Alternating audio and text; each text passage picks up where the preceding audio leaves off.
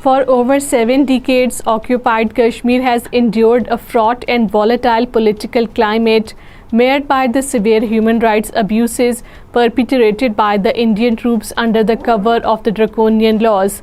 A report by the Kashmir Media Service highlights the Indian government's extensive use of the controversial laws, including the Armed Forces Special Powers Act, the Public Safety Act, the Unlawful Activities Prevention Act, and the Enemy Agent Ordinance in occupied Kashmir.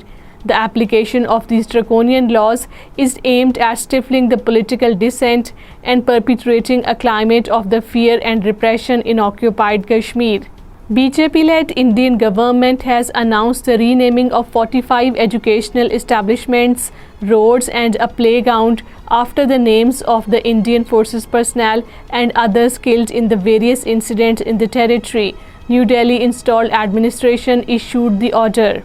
Protests broke out in the Jammu region in support of the Kashmiris' political and fundamental rights. In Jammu, the Yuva Rajput Sabha took out a strong rally to press for the restoration of the occupied Kashmir statehood, which was revoked 5 years ago.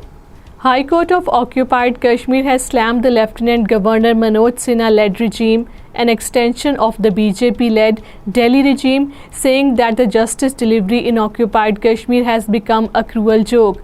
The court's remarks came while hearing a petition seeking the compensation for a man who was illegally detained for over 11 years.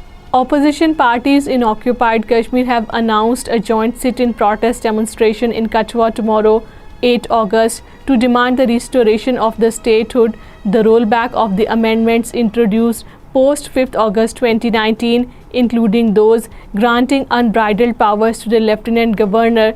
The decision was taken at the all-party meeting held at the Congress office in the Jammu.